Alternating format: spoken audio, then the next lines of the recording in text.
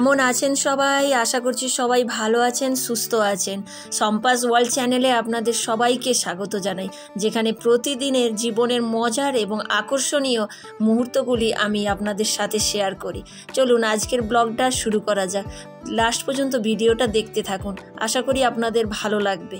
এখন সকাল 6:30, আমি কিচেনে চলে এসেছি। ঘরে ঝাড়ুটা লাগিয়েই চলে এলাম। মেয়ের স্কুল আছে, আজকে একটু ধোসার মতো ওই উত্তপ্পম বানাবো। ধোসার ব্যাটার ছিল, সেই ব্যাটারটাকেই একটু আলাদা করে বানাচ্ছি। রোজ একই জিনিস খেতে চায় না জানেন, নাহলে টিফিনটা ফিরেই আসবে। তাই ওর ওপর থেকে একটু গাজর দিয়ে দিচ্ছি। ওদিকে দেখি ওর স্কুলের জন্য রেডি হচ্ছে। এই দেখুন, আজকে আবার স্পোর্টস ডে। ওদের সপ্তাহে 2 দিন করে স্পোর্টস ডে আছে, তার জন্য এই ইউনিফর্মটা দেখুন, গ্রিন কালারের আর ফুল প্যান্ট। আর আদার্স ডেগুলো রেগুলার যে ইউনিফর্মটা দেখেছেন, ওই রেগুলার ড্রেসটা পরে যেতে হবে। ও রেডি হয়ে গেছে, ব্রেকফাস্ট দিয়ে দিয়েছি টেবিলে। ওই একটু বাদাম আর দুধ খেয়ে যায়, বলেছি আগেই। তারপর এখানে ও বলছে যে একটা কথা শেয়ার করছে, কালকে নাকি ওই যে ইউনিফর্মটা পরে গেছিলো না, যেটা রেগুলার ইউনিফর্ম, সেটাতে ওই ওয়াশরুম যেতে খুব অসুবিধে হচ্ছে। ওটা প্যান্টের মতোও নয় আর ওটা স্কার্টের মতোও নয়। তাই আজকে বলছে যাক, আজকে তো ওয়াশরুম যেতে পারবে। বাড়িতে সেদিনে এসে বলছে ওয়াশরুম যেতে পারিনি, খুবই অসুবিধে হয়েছে, আর বাড়িতে ছুটে ছুটে ওয়াশরুম গেল। তাই আমি ভাবছি, আর আমাদের যে নিচে ওনার থাকে, উনিও বলছে স্কুলে জিজ্ঞাসা করতে হবে যে এই ড্রেসটা কিভাবে ওপেন করা হয়, কিভাবে ইউজ করা যাবে, তার যেন ট্রেনিং দেয়। জানেন, এমন ড্রেস দিয়ে এবার ইউনিফর্মটা এসেছে। এই চুলটা বাঁধা হয়েছে, আবার এই ড্রেসটার সঙ্গে এই হোয়াইট ফিতে। এখানে ও বসে খাচ্ছিল, এবারে খাচ্ছে না, ওকে বারবার বলতে হয় যে খেয়ে নে খেয়ে নে। ওই রেগে গিয়েছে, আমাকে জিভ দেখিয়ে দিল। ও প্রায় রেডি, দুধটা খেয়েই বেরোবে। আর আমি কিচেনে ওর টিফিনটাও রেডি করে দিয়েছি। এদিকে ওর স্কুলে স্পোর্টস শ্যুটা খারাপ হয়ে গেছে, দেখুন নোংরা হয়ে গেছে। কারণ ওই যে ব্ল্যাক শ্যুটা কিনতে গিয়ে আমরা হোয়াইট শ্যুটাও কেনার চেষ্টা করছিলাম, কিন্তু অ্যাভেলেবেল ছিল না। এতই স্টুডেন্টের চাপ ছিল, তো বলল যে 1-2 সপ্তাহ পরে আসবে, তখনই একটা নিউ শ্যু নিতে হবে। এই পুরোনোটাকে একটু পরিষ্কার করে দিয়েছি, ওই সেটা পরে নিয়ে আজকে যাবে।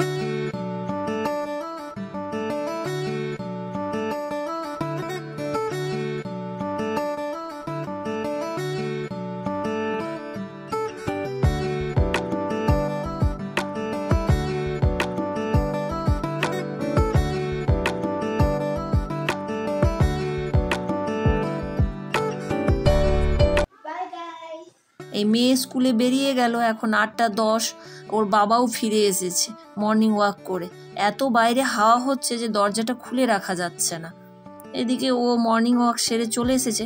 আজকে একটু মৌরির জল ভিজিয়েছি। আপনারা কি জানেন, সকালে যদি খালি পেটে মৌরি জল খান কত আমাদের উপকার হয়? ডাইজেস্টিভ সিস্টেমকে ভালো রাখে, ডিটক্সিফাই করে বডিকে, ইমিউনিটি বুস্ট করে। আবার যদি কনস্টিপেশন থাকে, সেটার থেকেও রিলিফ পাওয়া যায়, অনেক উপকার পাওয়া যায়। এখন ঘড়িতে 9:30। ওর বাবা ব্রেকফাস্টের জন্য বসে গিয়েছে।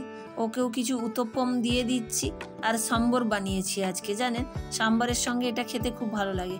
ওর বাবা উত্তপ্পমটা দেখে জিজ্ঞাসা করছে এটা আবার কি, বেশ নতুনত্ব লাগছে, আর তেল দেখতে পাচ্ছে না। আজকে খুব খুশি, এই দেখুন খুব খুশি, কারণ তেল কম এটাতে লাগে।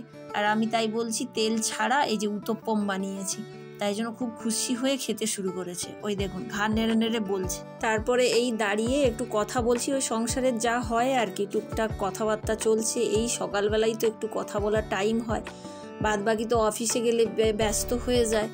আর সারাদিন পরে আসবে সেই সন্ধেবেলা, আবার সন্ধেবেলা ফিরে মেয়ে ফিরবে, স্কুলে কি হলো না হলো, ডান্স ক্লাসে কি হলো, সেইগুলোই এখন বাবা মেয়ে গল্প করে।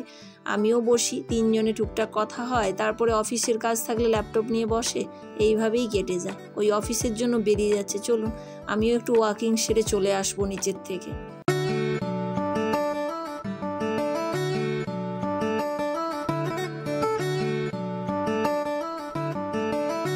ওই যে বেরিয়ে গেল। আর এদিকে দেখুন এত হাওয়া দিচ্ছে, এই ওর মেয়ের ফুটবলটা ওপর থেকে দোতলা থেকে নিচে চলে আসছে। ও বাইরে রেখে দেয়, খেলে, করিডোরটায় পড়ে থাকে, আর বলটা খুব বড়, আর একদম নিচে চলে আসছে। এত হাওয়া দিচ্ছে কি বলবো। চলুন রুমে চলে এসেছি, এবার টুকটাক কাজ করে নিই। আগের দিন যে ওই ছোলাগুলো বেঁধে রেখেছিলাম না, দেখি চলুন। আজকে স্প্রাউট বেরিয়েছে কিনা। কালকে সকালে তো বেঁধে রেখেছিলাম, রাতে একবার খুলেছিলাম, কিন্তু একটু একটু অঙ্কুর হয়েছিল। দেখি আবার পুরো রাতে রেখে দিয়েছিলাম, দেখুন ভালো অঙ্কুর বেরিয়েছে, তাই না? আপনারা কি জানেন স্প্রাউট করে যদি ছোলা খাওয়া যায় এর ভিটামিন বা খাদ্যগুণটা অনেক বেড়ে যায়। আর ছোলাতে তো প্রোটিন থাকে, প্রোটিনের মাত্রাটা বেড়ে যায় যখন আমরা স্প্রাউট করে খাই। এটাতে ফাইবার থাকে যেটা ওয়েট ম্যানেজমেন্ট করতে সাহায্য করে। অনেক ধরনের ভিটামিনও পাওয়া যায় জানেন। ভিটামিন সি স্প্রাউট করলে ভিটামিন সি এর পরিমাণটা বেড়ে যায়। ভিটামিন সি খেলে আমাদের অ্যাবজর্পশান বডির বেড়ে যায়।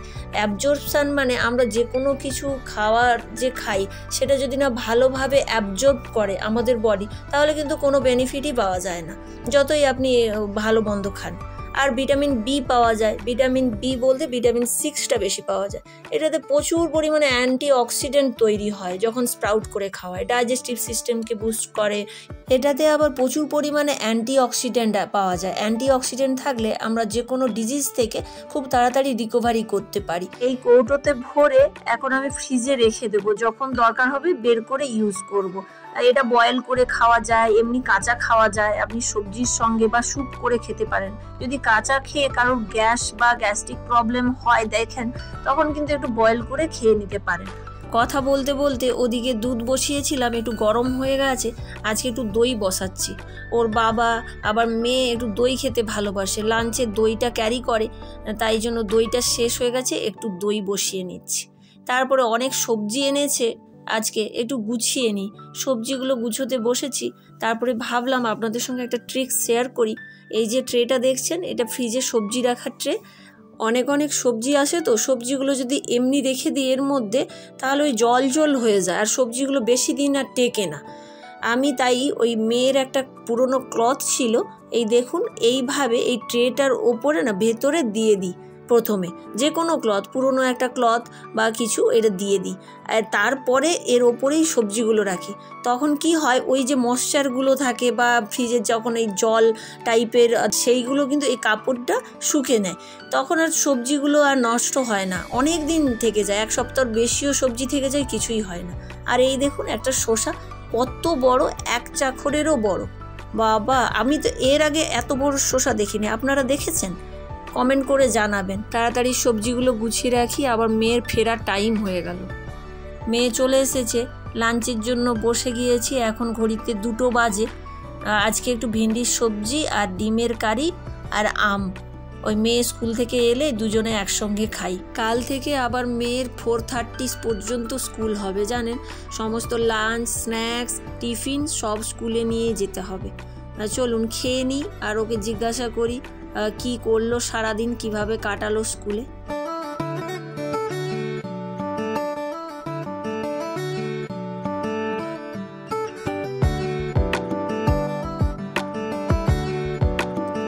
এখন সন্ধে 7:30। এই দেখুন একটা নতুন যে খাওয়ার জিনিস, এটা কি বলুন তো, এটা কাঁঠালের ইডলি। শুনেছেন কেউ কাঁঠালের আবার ইডলি হয়? আমি তো কোনোদিন এখনো পর্যন্ত শুনলাম না। এই বাড়ির যে মালিক, যে বাড়িতে আমরা ভাড়ায় থাকি, ওনারাই বানিয়েছে, দিয়ে যাচ্ছে। এই একটু আগেই দিয়ে গেল। মেয়েকে তাই বলছি যে টেস্ট কর, ও খেয়ে বলছে খুব ভালো লাগছে। টেস্টটা হচ্ছে মিষ্টি, আর ওনারা বলে গেলেন এটা নাকি ঘি দিয়ে খেতে হবে। দেখুন মানে কত রকম এরা ইডলির ওপরে রিসার্চ করে। চলুন আমিও একটু খেয়ে নিই, দেখি কেমন টেস্ট। জানেন আজকে টিফিনটা ইডলিটা দিয়ে সেরে নিলাম, আর কোনো টিফিন করতে হলো না। এদিকে ইডলি খেয়ে মেয়ে পড়তে বসেছে, আর ওই একটা হোমওয়ার্ক দিচ্ছে, 1-2 দিন স্কুল খুলেছে তো, বেশি হোমওয়ার্ক এখন নেই। এদিকে রান্নাও বসিয়ে দিয়েছি, ওর বাবার নাইট আছে, তাই তাড়াতাড়ি রান্না করলে খেয়ে তারপরে অফিস যাবে। এখানে বসে ও টিভি দেখছে, আর ওদিকে মেয়ে পড়াশুনো করছে, তাই বলছি পড়ে এই একসঙ্গে খেয়ে নে। আমি মেয়েকেও খেতে দিয়ে দিয়েছি, ওর বাবাও রেডি হয়ে গেছে। অন্যান্য দিনে আমরা রাত 10টা বেজে যায়, 11টায় খাওয়া হয়, কিন্তু মেয়ে আজকে স্কুল করেছে, ডান্স ক্লাস ছিল, খুব টায়ার্ডও হয়েছে, তাই ও শুয়ে পড়বে। কি অফিসের জন্য রেডি হয়ে গেছে? এই 9টার সময় ফুল নাইট হবে নাকি? ফুল নাইট কতটা? 2-3 ঘন্টা। কটার সময় ফিরবে? 2-3টে দিকে। 2টো বেজে যাবে?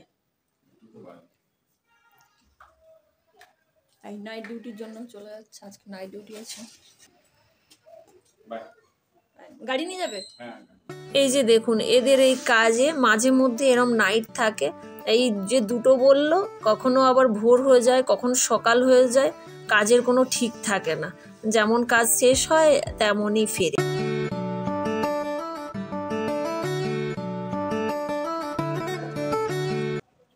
That is our car, you can see.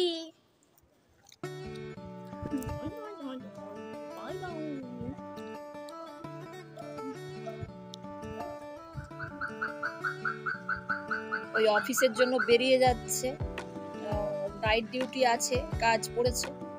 তাই আজকের ব্লগটা তাহলে এখানেই শেষ করছি। ব্লগগুলো কেমন লাগছে অবশ্যই কমেন্ট করে জানাবেন।